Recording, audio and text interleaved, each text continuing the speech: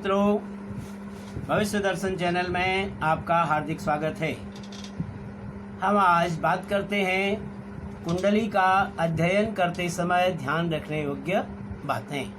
यानी अब हम कुंडली के विवेचन पर विचार करते हैं। तो सबसे पहले हमको जब कुंडली का विवेचन करते हैं तो क्या ध्यान रखना है। एक तो सबसे पहले देखना है हमको कि कुंडली का लग्न क्या है, और दूसरा लग्न का स्वामी कौन है, और उस लग्नेश की प्रकृति क्या है, और कुंडली में जो ग्रह आए हैं उन ग्रहों की परस्पर दृष्टि कैसे है, कौन से उसमें कारक ग्रह हैं और कौन से उसमें अकारक ग्रह हैं, और कौन से उसमें तटस्थ ग्रह हैं, उनका परस्पर जो है संबंध, केंद्र और त्रिकोण संबंध, प्रत्येक भाव का स्वामी कौन है, मित्र क्षेत्री व शत्रु क्षेत्री ग्रह कौन कौन से हैं, कुंडली में पाप ग्रह और सौम्य ग्रहों का क्या आपस में संबंध है, और ग्रह की दशा कौन सी चल रही है, उसमें अंतर्दशा कौन सी है, उसमें प्रत्यंतर दशा कौन सी है, तथा उनकी राशियां और उनकी दृष्टियां किस प्रकार से हैं। इन तमाम सारी बातों को देखते हुए हम कुंडली का विवेचन करेंगे। अब जैसे ये उदाहरण के तौर पर आपको कुंडली दिखाई गई है, ये मेष लग्न की कुंडली है। एक का अंक आपको दिखाई दे रहा है, ये मेष लग्न है। अब लग्न का स्वामी, मेष लग्न का स्वामी क्या होता है, मंगल। लग्न है हमारा मेष और स्वामी है इसका मंगल। और दूसरे भाव में आप देख रहे हैं, ये वृष लग्न है, ये मिथुन लग्न है, कर्क लग्न है, सिंह लग्न है, कन्या लग्न है, तुला लग्न है, ये वृश्चिक, ये धनु, ये मकर और ये कुंभ और ये मीन। इस तरह से हम सबसे पहले भाव के स्वामियों को देखते हैं। अब दूसरे भाव का स्वामी है शुक्र, तीसरे भाव में मिथुन राशि, स्वामी इसका बुध हो गया। चौथे भाव में कर्क राशि है, इसका स्वामी चंद्रमा हो गया। पांचवें भाव में सिंह राशि है, इसका स्वामी सूर्य हुआ। छठे भाव में कन्या राशि है, इसका स्वामी बुध हुआ। सातवें भाव में तुला राशि है, इसका स्वामी शुक्र हुआ। आठवें भाव में वृश्चिक राशि है, इसका स्वामी मंगल हुआ। नवें भाव में धनु राशि है, इसका स्वामी गुरु हुआ। और 10वें घर में मकर राशि है, इसका स्वामी शनि हुआ। 11वें घर में भी कुंभ राशि है, इसका स्वामी शनि है। और 12वें घर में मीन राशि है, इसका भी स्वामी बृहस्पति है। सबसे पहले हमने हर घर की जो है स्वामियों को देखा। अब हम बात करते हैं लग्नेश की जो प्रकृति है। अब ये लग्नेश है हमारा मुख्य तौर पर, जिस पर हम विचार करते हैं। लग्नेश क्या है, लग्नेश मंगल है। तो मंगल जो है वो हमेशा पाप ग्रह माना जाता है। ये पाप ग्रह की प्रकृति हो गई।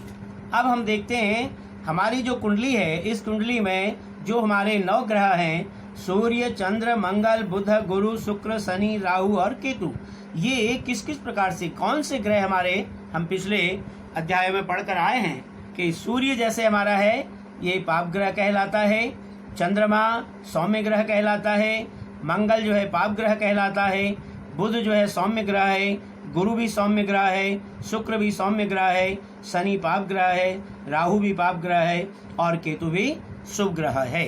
इस तरह से हमने कुंडली में पहले ग्रहों की प्रकृति को जान लिया। अब हम बात करते हैं यहाँ पर कारक। अब हाँ, लग्नेश की प्रकृति हो गई, ग्रहों की अब परस्पर दृष्टि है। यहाँ पर आप देख रहे हैं कि कौन सा ग्रह किस तरफ से, जैसे सूर्य को हम देखते हैं, सूर्य अपने घर से 7वीं दृष्टि को देखता है, तो सूर्य यहाँ 9वें भाव में बैठा है, तो सूर्य की दृष्टि जो है तृतीय भाव पर पड़ी हुई है। चंद्रमा लग्न में है, चंद्रमा की दृष्टि हमेशा 7वीं होती है, तो ये 7वें भाव यानी कि जाया भाव पर या पति भाव पर जो है इसकी दृष्टि जा रही है। मंगल की जो दृष्टि है वो अपने घर से हमेशा 4, 7 और 8 ये पूर्ण दृष्टि होती है। अब मंगल कहाँ बैठा हमारा, 7वें भाव में। यदि हम 7वें भाव से मंगल की दृष्टि को देखते हैं तो 1, 2, 3 और 4 ये चौथी दृष्टि मंगल की 10वें भाव पर पड़ी। उसके बाद 5, 6 और 7 7वीं दृष्टि पड़ी लग्न पर और 8वीं दृष्टि पड़ी धन भाव पर। इस तरह से हम तमाम सारे ग्रहों का विचार करेंगे। बुध की जो दृष्टि होती है वो भी जो है बुध की, गुरु की, शुक्र की, इसी तरह से हम तमाम सारे ग्रहों की दृष्टियों पर विचार करेंगे। अब है दूसरी बात आती है कारक और अकारक ग्रह। ये मेष लग्न की कुंडली है। इस मेष लग्न की कुंडली में हमेशा सूर्य, मंगल और गुरु कारक ग्रह माने गए हैं। अब सूर्य किस तरह से कारक माना गया है? क्योंकि सूर्य जो है त्रिकोण स्थान का पंचम भाव का स्वामी है, एक बात। दूसरी बात, मंगल को क्यों कारक माना गया? क्योंकि मंगल लग्न का स्वामी है। और तीसरा, गुरु को क्यों कारक माना गया? क्योंकि गुरु जो है भाग्य भाव का स्वामी है। इसलिए ये तीनों ग्रह जो है हमारे कारक माने जाते हैं। और इसमें अब देख रहे हैं आप, तीसरे भाव का स्वामी बुध, छठे भाव का स्वामी बुध और 11वें भाव का स्वामी जो है शनि। तो इसलिए बुध जो है ये अकारक हो गया 63 आय की दृष्टि से। और शुक्र जो है हमारा द्वितीय से ये मारक हो जाता है, इसलिए इसको अकारक की श्रेणी में रखा गया। और एकादश भाव का स्वामी जो है वो शनि है, इसलिए ये भी जो है शनि यहाँ पर कारक अकारक रहा। और चंद्रमा मेष लग्न की कुंडली में तटस्थ माना जाता है। इस तरह से हम ये देख सकते हैं कि कारक और अकारक की दृष्टि से ग्रहों को कैसे हमने देखना है। अब हम बात करते हैं केंद्र त्रिकोण संबंध की बात है। जैसे यहाँ देख रहे हैं आप, केंद्र का स्वामी यहाँ पर इस कुंडली में आप देख रहे हैं केंद्र त्रिकोण संबंध कैसे दिखाई दे रहा है आपको। जैसे केंद्र में ये आपके मकर राशि है, मकर राशि का स्वामी कौन है? शनि, और शनि आपका बैठा हुआ है त्रिकोण में। तो ये हमारा केंद्र त्रिकोण संबंध हुआ। ये ग्रहों का परस्पर हमको इस तरह से विचार करना है। और दूसरी बात आती है, प्रत्येक भाव का यहाँ पर स्वामी, हर भाव का स्वामी मैंने आपको बता दिया। द्वितीय भाव का स्वामी जैसे शुक्र आ गया, तृतीय भाव का स्वामी बुध आ गया, ये इस तरह से सारा आपको बता दिया है। अब हमें ये देखना है कि मित्र क्षेत्रीय ग्रह कौन से हैं और शत्रु क्षेत्रीय ग्रह कौन कौन से कुंडली में हमको इसका भी विचार करना चाहिए। जैसे हम यहाँ पर देख रहे हैं शनि यहाँ बैठा हुआ है सूर्य के घर में, तो ये शत्रु क्षेत्रीय है। इस तरह से हम कुंडली का विवेचन करेंगे। जैसे यहाँ पर है धनु राशि है, यहाँ पर बृहस्पति बैठा हुआ है, गुरु, तो गुरु जो है यहाँ पर स्वग्रही हो गया। लेकिन शुक्र जो है यहाँ पर ये शत्रु क्षेत्रीय हो गया, ठीक है। और उसी प्रकार से सूर्य यहाँ पर धनु के घर में बैठा हुआ है, तो ये मित्र क्षेत्रीय हो गया। इस तरह से हमें कुंडली का विवेचन भी करना चाहिए। और पाप ग्रह और सौम्य ग्रह, इनका परस्पर क्या संबंध है? तो पाप ग्रह आपको बता दिए, सूर्य जो है कुंडली में पाप ग्रह है, चंद्रमा का सौम्य ग्रह है, इस तरह से आपको बता दिया। और बाकी कुंडली में हम ये देखते हैं कि इस समय जन्म कुंडली के हिसाब से दशा कौन सी चल रही है, अंतर्दशा कौन सी है और प्रत्यंतर दशा कौन सी है, वो किसकी राशि में, उनका परस्पर विचार करके भी हमें कुंडली के फलादेश पर विचार करना चाहिए। अब मैं एक बात आपको बताता हूँ ग्रहों की दृष्टि से। जैसे हम सबसे पहले लेते हैं लग्न को, ये हमारा मेष लग्न।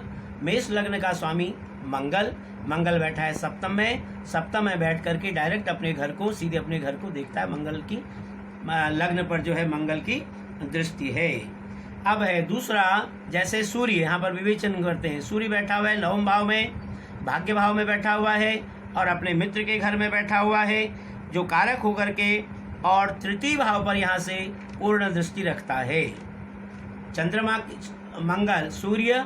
अब आ गई बात चंद्रमा की। चंद्रमा चतुर्थेश होकर के लग्न में बैठा हुआ है। इस तरह से हमको ग्रहों का दृष्टि संबंध भी देखना है। और अब आई बात लग्नेश मंगल की। मंगल हमारा कहाँ बैठा हुआ है? सप्तम भाव में। अब सप्तम भाव पर किन किन ग्रहों की दृष्टि है? जैसे हम देखते हैं शनि जो है अपने घर से तृतीय पाद दृष्टि रखता है, सप्तम पाद दृष्टि रखता है और दसम पाद दृष्टि रखता है। तो तृतीय पाद की दृष्टि से शनि जैसे पंचम भाव में बैठा है, 1, 2 और 3, यानी कि मंगल पर शनि की दृष्टि है, सप्तम भाव पर शनि की दृष्टि है। ठीक उसी तरह से हम देखते हैं राहु जो है वो पंचम भाव में देखता है, 5वीं दृष्टि देखता है, 1, 2, 3, 4 और 5, पांचवी दृष्टि से भी जो है वो सप्तम भाव को देख रहा है। तो इस तरह से हम कुंडली में भावों का विवेचन करेंगे कि कौन सा ग्रह किस भाव से किस भाव पर किन किन ग्रहों की शुभ दृष्टि है। अब हम बात करते हैं बुध ग्रह की। कुंडली में बुध ग्रह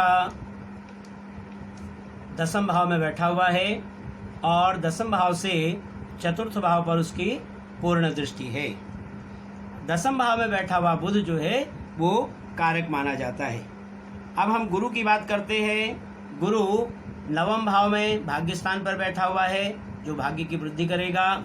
और यहाँ से जब हम गुरु की दृष्टि देखते हैं तो गुरु हमेशा अपने घर से 5वें, 7वें और 9वें भाव को पूर्ण दृष्टि से देखता है।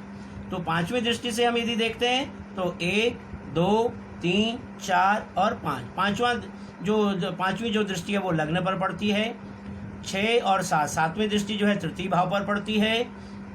8 और 9वीं जो दृष्टि है वो पंचम भाव पर पड़ती है। तो इसलिए इस तरह से हम कुंडली में गुरु के भावों का विचार और उसकी दृष्टि का विचार कर सकते हैं। अब उसके बाद आती है शुक्र के बाद। शुक्र जो है वो कहाँ बैठा हुआ है? गुरु के घर में बैठा है।